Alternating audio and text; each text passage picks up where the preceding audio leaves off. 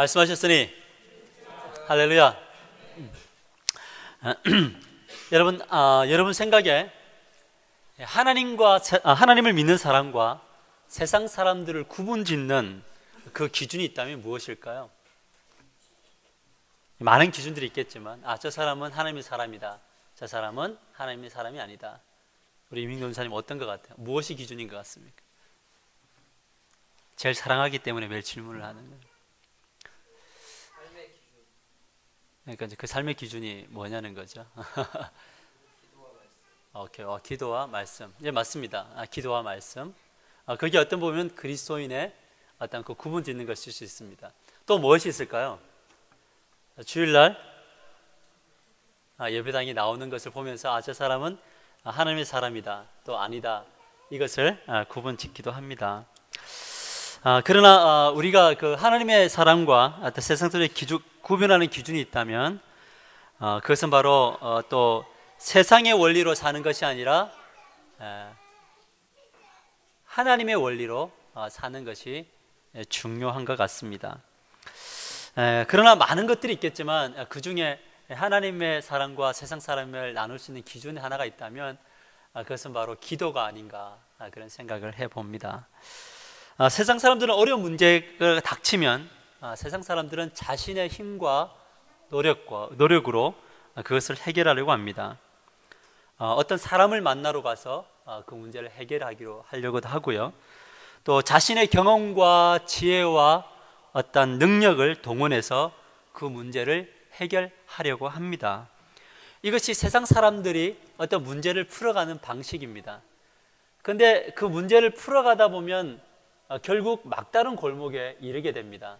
무엇이죠? 내 능력으로 할 수 없다는 것을 경험하게 됩니다.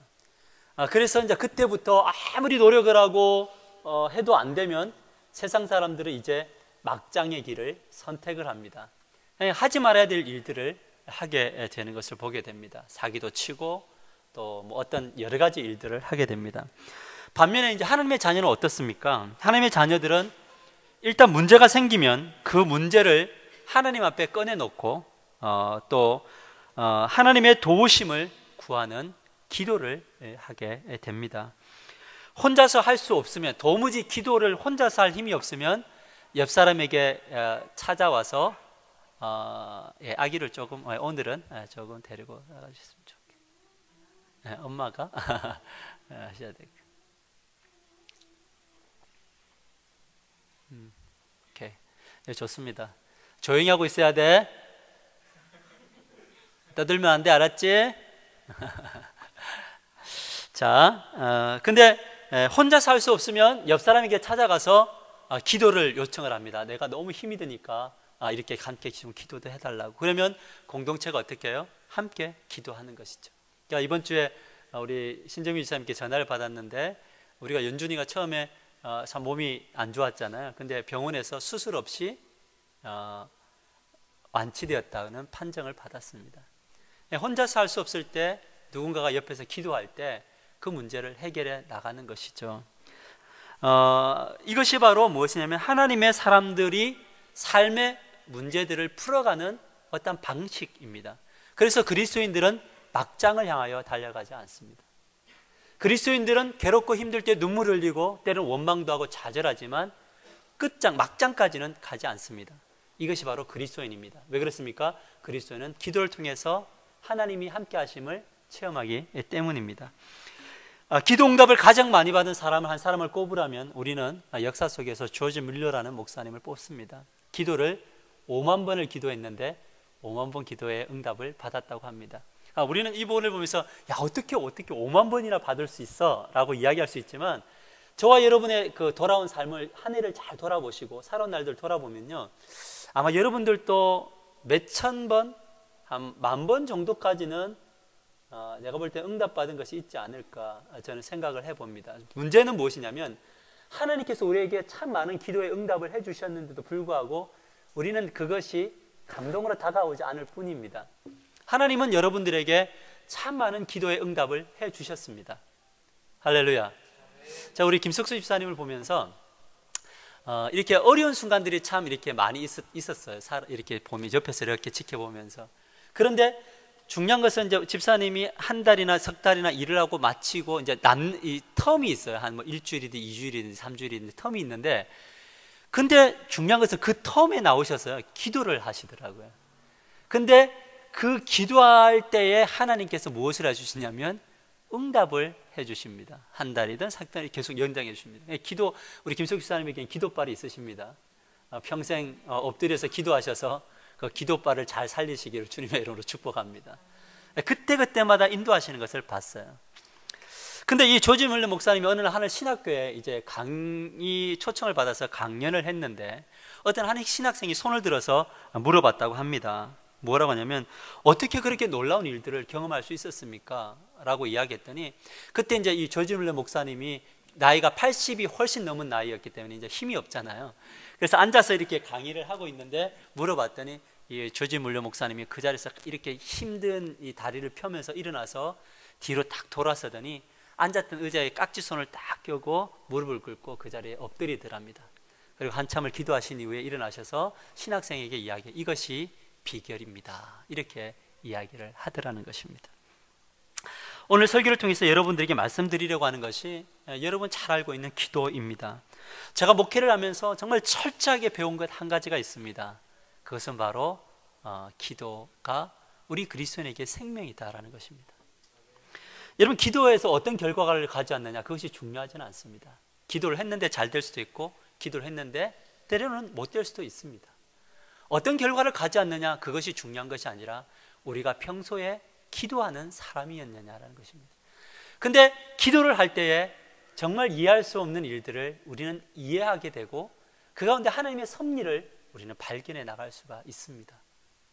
그래서 오늘 저는 이 말씀을 통해서 기도, 그리고 기도, 이것에 대해 이 말씀 따릅시다. 기도, 그리고 기도. 할렐루야. 우리의 삶 속에 기도도 하고 또 기도하고 그리고 또 기도하는 것, 이것이 바로 그리스도인이고 그리스도인이 누릴 수 있는 능력인 것입니다. 오늘 본문 16절 말씀을 보면 이렇게 말씀하십니다. 그러므로 우리는 긍휼하심을 받고 때를 따라 돕는 은혜를 얻기 위하여 은혜의 보좌 앞에 어떻게 해요? 담대히 나갈 것이다. 이 성경 원문을, 헬라어를 제가 보니까 뭐라고 이야기했냐면, 우리는 그러므로라는 단어가 먼저 나오고요, 우리라는 단어가 나오는데요, 이 원문에 보면 프로세르 코메타라는 단어를 쓰는데, 이 단어는 뭐냐면, 이 말은 우리가 나아갈 것이다, 이걸 먼저 강조합니다. 우리가 나아가야 한다, 이것을 먼저 선포하고 그 다음 구절이 따라와요. 그러니까 지금 이 말씀에서 강조하고 있는 것이 무엇이냐면, 그리스도인들은 가장 먼저 무엇이냐면, 먼저 담대하게 하나님의 보좌 앞으로 나아가야 된다는 겁니다. 이것이 우선순위라는 거예요. 그 다음에 이제 여러 가지가 따른다는 것입니다. 그런데 이 프로세르 코메다라는 단어가 히브리어로는 뭐냐면 카라브라는 단어인데, 잊어도 돼요. 카라브라는 단어인데, 이 단어가 가까이 오다, 들어오다. 다시 말하면 무슨 말이냐면, 하나님과 우리가 실제적으로 접촉하고 만난다라는 것입니다. 신앙인에게 있어서 가장 중요한 것이 무엇이냐, 우선순위가 무엇이냐, 우리가 담대히 나아가는 거예요. 누구에게? 하나님에게. 그러면 하나님과 우리가 뭐예요? 실제적인 만남을 가질 수 있다는 것입니다. 체험할 수 있다는 거예요. 만질 수 있다는 거예요. 터치할 수 있다는 거예요. 우리가 하나님을 눈으로 듣고 귀로만 들었는데, 이제는 하나님을 보고 만지고 체험하는 겁니다.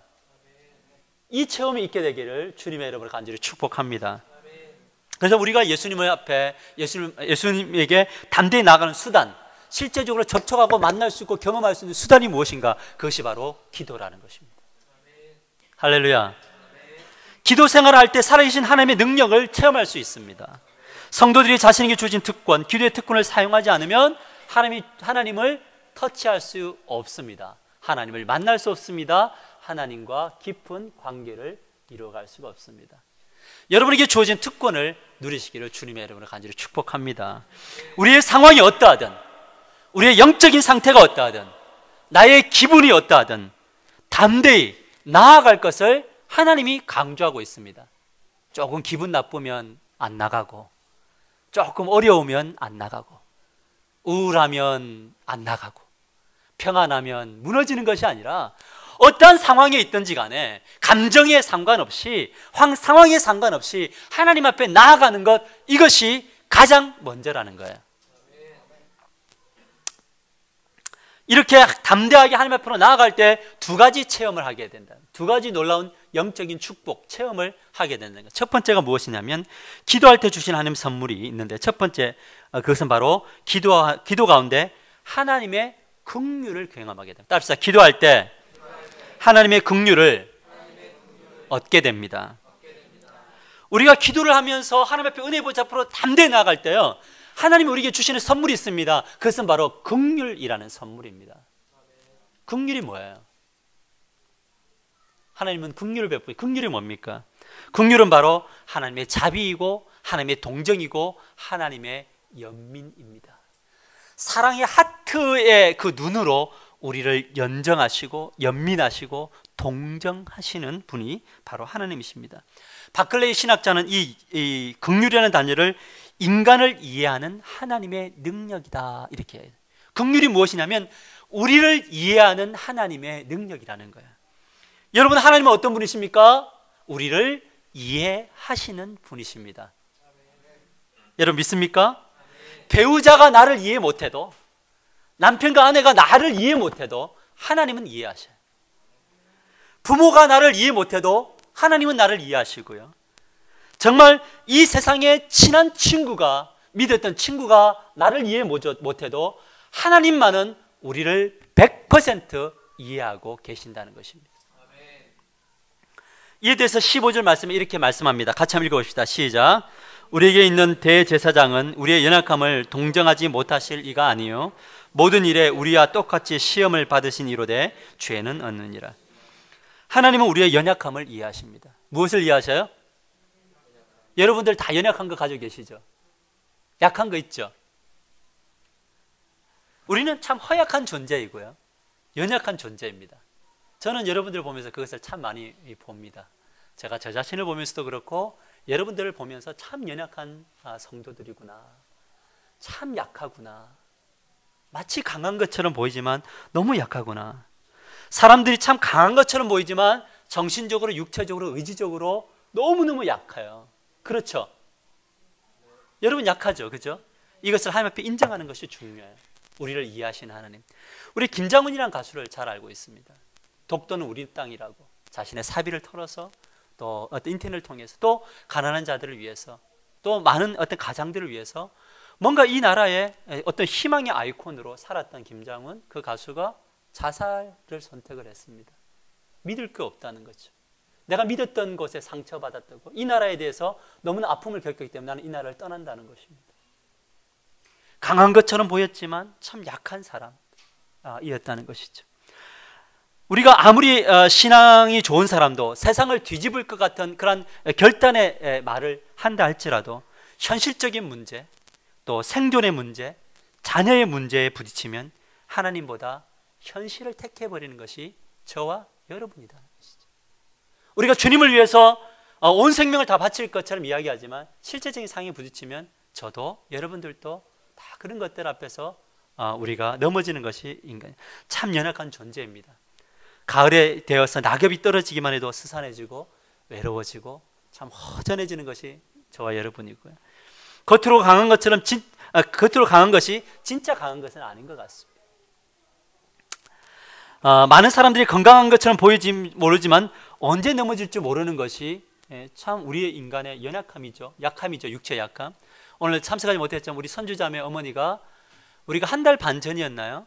이곳에 와서 같이 예배드리고 하나님께 은혜를 나눴는데 갑작스러운 폐렴에 걸려서 지금 아산중앙병원에 와 있습니다. 의사의 말은 준비하셔야 될 것 같습니다. 한 달 반 사이입니다. 그런데 그런 어려움들이 올 수 있습니다.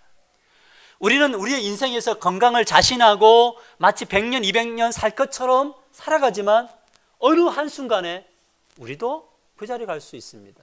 어느 누구다. 제가 이 이야기를 하는 것은 여러분의 중보 기도를 요청하는 것입니다. 할렐루야. 이것이 있는 것이죠. 오늘 말씀은 우리가 그런 연약한 존재인데 하나님은 우리의 연약함을 아신다는 것입니다. 그리고 동정하신다는 것입니다. 어떨 때? 은혜의 보좌 앞으로 담대히 나아가는 사람만, 담대히 나가지 않는 사람은 하나님이 동정 안 해요. 연민 안 가지십니다. 기분 나빠도 오늘 말씀이 그랬어요. 은혜의 보좌 앞으로 나아갈 때 우리에게 긍휼을 베푸신다. 두 번째는요, 우리와 똑같이 주님은 시험을 당하셔서 그 시험을 이길 수 있는 능력을 주십니다. 인간이 겪어야 하는 모든 것은 예수님께서 경험하셨습니다. 예수님 역시 사단으로부터 모든 수단과 방법을 통해서 공격을 받았습니다. 예수님의 일생을 돌아볼 때는 예수님의 일생은 사단에게 공격받았던 인생입니다. 우리의 인생, 그리스도인이 되어서 그리스도의 인생을 살아갈 때 그리스도인들은 사단의 공격을 받습니다. 그러나 예수님과 우리의 차이점은 무엇입니까? 예수님은 그 사단의 공격 속에서도 죄를 짓지 않으셨고 우리는 죄를 짓습니다. 그러나 이 말씀이 우리에게 강조하는 건 무엇입니까? 예수님은 우리의 연약함과 시험당함과 그리고 시험에 넘어짐에 대해서 다 아시고 동정할 준비를 늘 하고 계시는 분이십니다. 예수님은 어떤 분이십니까? 우리에게 연민을 베푸실 준비를 늘 하고 계시는 분이십니다. 그래서 예수님 앞에 은혜의 보좌 앞으로 나아가면 예수님이 우리에게 동정과 또 이길 수 있는 힘과 능력을 베푸시는 것입니다. 할렐루야. 우리가 힘들고 어렵고 넘어지고 괴로운 거는요, 그것은 여러분에게 문제가 있는 거예요. 여러분이 은혜의 보좌 앞으로 나아가지 않는 것입니다. 오늘 이 시간 이후로 은혜의 보좌 앞으로 담대히 나가시기를 주님의 여러분을 간절히 축복합니다. 여러분, 이것을 아셔야 합니다. 우리의 스스로의 능력으로 절대 온전해 줄 수 없습니다. 사단의 공격을 이겨낼 수 없습니다. 결국 넘어지게 됩니다. 그렇기 때문에 우리가 기도를 통해서 예수님 앞에 담대히 나아가야 되는 겁니다. 그 자리에 서면 우리가 사단으로부터 공격을 받을 때 이길 힘을 주시고 또 때로 넘어져도 우리를 용서하시고 이끄시는 그 주님을 만나게 될 것입니다. 여러분, 신앙인들이 놓치지 말아야 될 것, 그것은 기도입니다. 매일매일 은혜의 보좌 앞으로 담대히 나아가시기를 주님의 이름으로 축복합니다. 왜 그렇습니까? 그곳에서 예수님께서는 우리에게 긍휼을 베푸시기 때문입니다. 예수님은 배신을 당했고 배척을 당했고 굶주렸고 또 대부분의 육신의 아픔을 경험하셨고 또 죄의 고통이 어떤 것인가를 다 경험하셨기 때문에 여러분들이 말하지 않아도 돼요. 기도하는 그 마음을 가지고 주님 앞에 딱 엎드려서 주님, 저 기도할 힘이 없어요. 주님, 저 이런 자입니다 라는 그 한마디만 해도요, 너희들이 무엇을 구할지, 너희들이 무엇을 쓸 것인지 다 알고 있습니다. 그러나 중요한 것은 내가 주님 앞에 나아가는 그 행위가 너무너무 중요합니다. 내가 앞으로 나아가서 기도할 힘이 없어서 한마디 던지지 못해도 그 자리 앞에서 주여라고 말하는 그 한마디에 하나님은 우리의 연민과 동정과 모든 연약함들을 다 감싸는 준비를 다 하고 계시는 것입니다. 이 특권을 평생 누리셔서 하나님의 은혜를 누리시는 성도님들 되시기를 주님의 이름으로 축복합니다. 자, 기도할 때 두 번째로 주시는 선물은 기도할 때 때를 따라 돕는 은혜를 경험합니다. 따라서 기도할 때 때를 따라 돕는 은혜를 경험합니다. 우리 16절 다시 같이 한번 읽어보십시다. 시작. 우리는 긍휼하심을 받고 때를 따라 돕는 은혜를 얻기 위하여 은혜의 보좌 앞에 담대히 나갈 것이니라. 어차피 우리의 인생은 어려움이 따라오기 마련입니다. 그렇죠? 경제적인 어려움 따라옵니다. 여러분, 요즘 너무 경기가 어렵습니다. 그래서 요즘에는 보험 들었던 것도 다 해약하고 적금 들고 다 해약한다고 합니다. 우리 저 뒤에 있는 송인섭 형제 그 보험 그 현장에 하나님의 은혜가 있기를 주님의 이름으로 축복합니다. 한 번 든 사람은 끝까지 배신을 안 하는 그런 역사들이 있기를 바랍니다. 정말 힘든 세상이래요. 너무 힘들대. 근데 오늘만 그랬느냐? 안 그래요. 역사를 보면 항상 이것은 어느 시대, 어느 개인의 인생사에 모두에게 경제적인 어려움이 있었습니다. 이것이 없기를 기대하는 것이 우리에게 어떤 어려움이 되는 거예요. 관계적인 어려움, 모든 사람들에게 다 있죠. 고부간의 갈등, 부부간의 갈등, 또 뭐 직장 속에서 갈등 없을 수 없습니다. 육체적인 것, 신앙적인 것, 영적인 어려움 반드시 있을 수 있습니다. 이것은 피할 수 있는 것이 아닙니다. 따라서 어려움은 피하는 것이 아닙니다. 어려움은 피하는 거 아니에요. 어려움은 찾아오는 거예요. 이것이 사실이라면 우리에게 무엇이 필요합니까? 때를 따라 돕는 은혜가 필요한 거예요. 그죠? 어려움이 없는 것이 필요한 것이 아니라 어려움이 찾아올 때 그때 하나님이 때를 따라 돕는 은혜가 필요하다는 것입니다. 하나님의 긍휼이 없이 우리가 살 수 없듯이 하나님의 은혜와 도우심이 없이는 우리는 살 수 없습니다. 여러분 이것을 아셔야 됩니다. 우리에게 주신 하나님의 은혜는 유통기한이 있어요. 모든 음식에도 유통기한이 있듯이 기도에도 유통기한이 있다는 거 여러분 아세요? 가끔 보면요, 기도하지 않는데 잘 되는 성도들이 있습니다. 참 부럽죠. 저 인간은 뭔데 기도도 안 하는데 저렇게 잘 되는가. 뭐 사업이 잘 되고 막 그 건강해지고 일이 막 술술 풀려 나가고, 이럴 때 우리는 착각합니다. 내가 참 대단한 사람이구나. 저 사람 기도 안 해도 저렇게 잘 될 수 있구나. 뭐 굳이 이렇게 힘들게 기도하냐, 이럴 수 있습니다. 우리는 그런 사람들을 볼 때 참 헷갈립니다. 부럽기도 하고. 그러나 여러분, 우리가 알아야 될 것이 있습니다. 기도하지 않는데 잘 되는 이유가 있다면, 첫째는 정말 하나님께서 관심을 버렸기 때문일 수 있고요. 또 하나는 무엇이냐면 누군가가 그 사람을 위해서 기도했기 때문이에요. 여기에 우리의 겸손이 있는 거예요. 부모가 기도로 쌓았든지, 아니면 배우자가 기도했든지, 아니면 교회 성도들이 뒤에서 중보기도 했든지, 아니면 자신이 언젠가 기도를 했던 그것을 기억하고 하나님이 주신 것이든지, 그 기도의 어떤 희생과 기도의 헌신을 통해서 그 자리가 있는 거죠. 그죠? 그것입니다. 그런데 기도의 유통기간이 지날 때가 있어요. 이제는 내가 기도해야 될 때가 있어요. 누군가가 나를 위해서 기도해 주지 않을 때가 있어요. 그때 유통기한이 사라지면, 그 기도발이 생명을 다하면 한 번에 빡 무너질 수가 있다는 거예요. 그러므로 상황이 어떠하든지 뭘 해야 되냐면 그리스도인은 기도해야 돼요.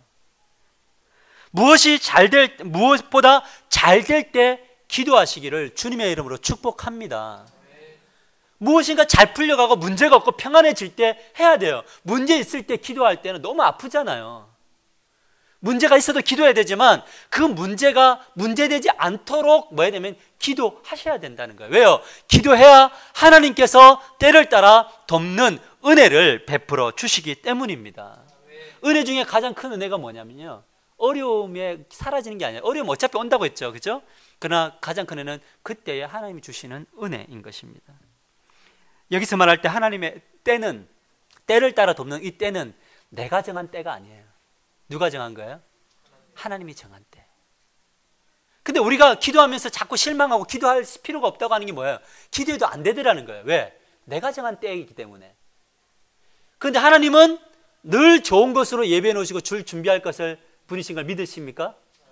우리의 교회 상황 속에도, 여러분의 개인의 상황 속에도 하나님이 가장 좋은 것을 예배해 놓고 준비해 놓고 있음을 믿으십니까? 하나님의 때가 있는 거예요. 그래서 신명기 14장에 보면 11장 14절에 이렇게 말씀하십니다. 같이 한번 읽읍시다. 시작. 여호와께서 너희의 땅에 이른 비 늦은 비를 적당할 때에 내리시리니 너희가 곡식과 포도주와 기름을 얻을 것이니라. 여러분의 삶에 곡식과 포도주와 기름이 넘치기를 주님의 이름으로 축복합니다. 저는 여러분들을 위해서 계속적으로 이렇게 기도할 거예요. 여러분에게 곡식이 있고 또 기름이 있고 포도주가 있기를 기도할 것입니다. 그런데 그 때를 정하시는 분은 누구예요? 여호와신. 뭐라고 이야기합니까? 이른 비, 늦은 비. 이른 비가 와야 될 때 안 오면 끝나는 거예요. 늦은 비가 와야 될 때 늦은 비가 안 오면 곡식 다 끝나는 겁니다. 그런데 하나님이 뭐라면 적당한 때에, in his time, 나의 때에 너희들에게 주는 거예요. 이것이 은혜인 거예요. 기다리시기를 바랍니다. 참으시기를 바랍니다. 그곳에 기쁨이 있는 것이죠. 하나님을 못 믿기 때문에 기다리지 못하고 참지 못하는 거죠. 우리에게 필요한 것은 가장 적정할 때 은혜의 단비가 부어지는 것입니다. 그러나 기도하지 않으면 이른 비도 늦은 비도 우리에게 임하지 않아요. 여러분, 그리스도인들은 재수와 운으로 살아가는 것이 아닙니다. 적당한 때에 공급하시는 그 하나님의 능력을 따라서 살아가는 것이 그리스도인인 것이죠. 그렇기 때문에 우리는 매일매일 뭐 해야 돼요? 뭐 해야 돼요? 기도해야 됩니다. 무엇을 위해 기도해야 되냐면 때를 따라 돕는 은혜를 입기 위해서 기도해야 됩니다. 때를 따라 돕는 은혜. 제가 어떤 영상 하나를 봤는데요, 이 고속도로를 어떤 차가 이렇게 달리고 있었습니다. 근데 이제 그 맞은편에 유턴을 하는, 고속도로에 유턴하는 데가 있어요. 외국에는 유턴을 하는데, 이 유턴을 하는 고속버스가 이 차가 오는 것을 보지 못하고 급하게 유턴을 하다 보니까 차가 이렇게 지나가면서 이 차를 들이받고 차가 이렇게 달려오는 겁니다. 차가 쫙 달려오는데 이제 역주행하고 있는 거죠, 고속버스가. 근데 이 차가 지금 블랙박스에다가 영상 촬영을 하면서 가는데 정말 순간적으로 이렇게 박을 수밖에 없는 상황인데 그 순간에 버스가 어떻게 하냐면 이렇게 가는 거예요. 그래서 끝에 이렇게 탁 박는 거죠. 때를 따라 돕는 은혜인 거죠. 만약에 이게 때를 따라 돕는 은혜가 없었으면 어떻게 돼요? 이게 어떻게 돼요? 이렇게 되는 거죠. 적절한 그 타이밍에 하나님이 그 차를 꺾으셔서 그 생명을 살리시는 거예요. 우리가 살아갈 때 필요한 것은 그 적절한 타임, 하나님이 원하시는 그 타이밍에 하나님의 은혜가 임해야 우리의 삶 속에 정말 그 그리스도인의 삶의 기쁨이 일어나게 되는 것입니다. 근데 우리는 기다리지 못해요. 그래서 막 내 마음대로 해버리는 거예요. 그렇다면 이 은혜를 얻기 위해서 어디로 가야 되냐? 기도해야 되는 것이죠. 은혜의 보좌 앞으로 담대히 나가는 것입니다. 우리의 연약함을 동정하시고 시험에서 이기게 하시고 또 우리의 모든 것을 책임지신 하나님 앞에 자녀를 위해서 기도하시기를 주님의 이름으로 축복합니다. 교회를 놓고 기도하시길 바랍니다. 여러분의 미래를 놓고 기도하세요. 하나님이 그곳에 서셔서 여러분들을 축복하시고 적절한 은혜를 베풀어 주실 것입니다. 그런데 하나님은 무조건 돕는 분이 아니세요. 뭐 할 때 도우신다고요? 뭐 할 때? 기도할 때. 제가 참 이렇게 우리 교회 이렇게 섬기면서 정말 좀 안타까운 부분 중에 하나가 뭐냐면 이제 앞으로 여러분들이 이 말에 좀 귀를 기울이시고 그런 성도님 되시면 좋겠는데 개인의 기도보다 공동체 기도가 훨씬 파워풀합니다. 저는 우리 하늘권 교회 공동체적인 기도에 대해서 참 많이 여러분들에게 손을 내밀고 또 요청하고 했는데 그것이 참 안 되더라고요. 여러분, 우리는 한 몸이에요. 우리는 서로가 다 필요한 존재들입니다.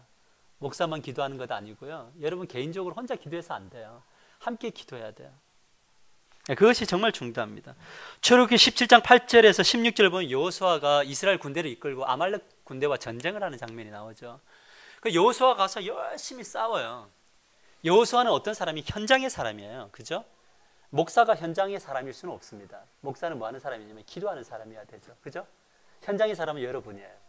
싸우는 사람이 있고 기도하는 사람이 있는데 이 기도 하나님의 마음은 뭐냐면 이스라엘 백성들이 아말렉과 싸워서 이겨서 승리하는 것을 하나님은 원하셨습니다. 여러분 믿습니까? 하나님은 여러분이 무엇을 원하십니까? 여러분이 승리하고 이 사단과 싸워서 이기는 삶을 살아가기를 원하십니다. 근데 중요한 것은 기도가 있어야 되네. 모세가 손을 들고 기도할 때는 어떻게 해요?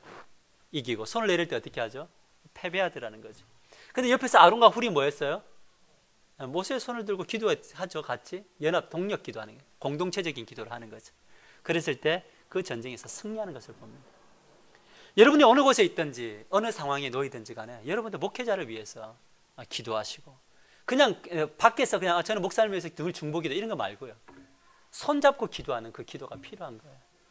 어느 곳에 여러분들이 거하든지 어느 곳에 환경이 있든지 간에 여러분 목회자의 손을 붙잡고 기도하는 그런 아론과 훌이 되시기를 주님의 이름으로 축복합니다. 그래야 여러분도 살고 공동체도 살 수 있는 것이죠.